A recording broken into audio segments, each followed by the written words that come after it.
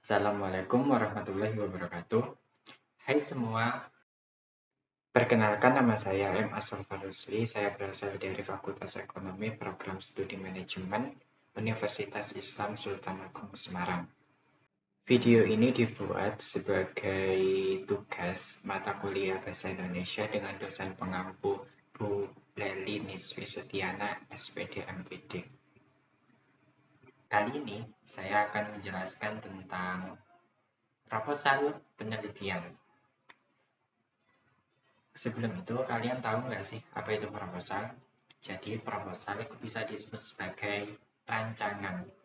Jadi, sebelum kita membuat suatu kegiatan, kita perlu merancang terlebih dahulu tentang kegiatan tersebut.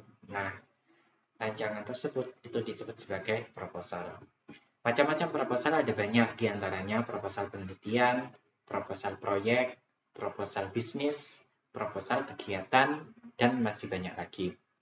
Nah, pada kesempatan kali ini, saya akan membahas tentang proposal penelitian.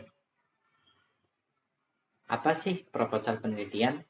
Proposal penelitian yaitu proposal yang digunakan dalam bidang akademisi. Seperti kita nanti, sebagai mahasiswa, pasti akan menyusun yang namanya proposal untuk proposal skripsi.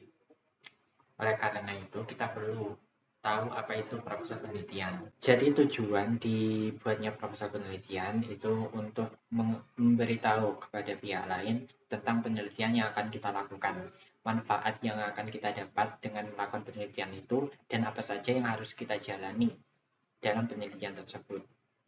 Jenis-jenis proposal penelitian. Yang pertama ada proposal penelitian kajian, yaitu penelitian yang dilakukan dengan cara mengkaji atau menelaah pustaka berupa buku atau artikel ilmiah. Yang kedua yaitu proposal penelitian pengembangan, yaitu mengembangkan ilmu pengetahuan. Jadi di proposal penelitian pengembangan ini mengembangkan ilmu yang sudah ada, kemudian dikaji lagi dan dicari masalah-masalah yang muncul. Kemudian yang ketiga ada proposal penelitian kualitatif, yaitu proposal penelitian yang fokus pada pemahaman humanistik, yaitu perilaku manusia. Jadi kayak pemahaman keyakinan, sikap, perilaku, interaksi manusia dengan menggunakan data-data yang non-numerik. Nah, yang keempat yaitu proposal penelitian kuantitatif. Ini merupakan kebalikan dari proposal penelitian kualitatif, di mana yang kualitatif itu data-datanya non-numerik, sedangkan proposal penelitian kuantitatif itu bersifat numerik atau angka. Jadi proposal penelitian kuantitatif ini merupakan pemecahan masalah yang sifatnya itu dapat dihitung secara pasti. Nah, selanjutnya, kalian tahu nggak sih sistematika penulisan proposal penelitian? Yang pertama itu ada judul. Jadi, judul itu merupakan isi atau gambaran secara umum tentang penelitian yang akan kita lakukan. Jadi, judul itu dibuat semenarik mungkin, tidak terlalu panjang, sehingga orang itu akan tertarik untuk membaca penelitian kita. Kemudian yang kedua ada bab 1, pendahuluan. Di dalam pendahuluan ini ada latar belakang, rumusan masalah, tujuan penelitian, dan manfaat penelitian. Jadi di latar belakang itu menunjukkan tentang fenomena atau masalah-masalah yang ada masalah-masalah yang ada di lingkungan gitu. Di lingkungan topik yang akan kita teliti. Kemudian yang kedua ini ada rumusan masalah. Rumusan masalahnya berupa tanda tanya tentang masalah-masalah yang timbul dan akan kita pecahkan dalam penelitian ini. Kemudian ada tujuan penelitian, yaitu berisi tentang apa sih tujuan kita melakukan penelitian ini. Jadi biasanya tujuan ada tujuan umum dan tujuan khusus. Kemudian ada manfaat penelitian. Manfaat penelitian ini berisi apa manfaat yang akan kita dapatkan setelah melakukan penelitian ini? Biasanya ada manfaat secara teoritis dan manfaat secara praktis. Teoritis kok kayak berhubungan dengan ilmu pengetahuannya itu, kemudian secara praktik penerapan pengembangan ilmu tersebut. Nah, selanjutnya ada bab 2 yaitu tinjauan pustaka. Tinjauan pustaka itu berisi tentang teori-teori yang berhubungan dengan topik yang akan kita teliti. Jadi tinggal pustaka bisa kita dapatkan kayak dari buku atau publikasi gitu.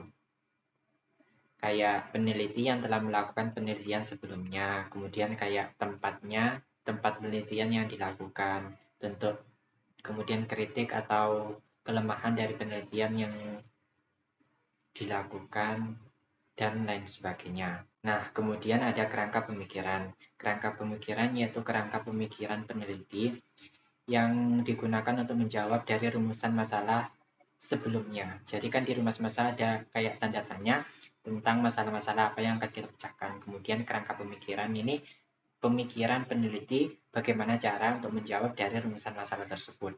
Selanjutnya bab 3 yaitu kerangka konsep dan metode penelitian.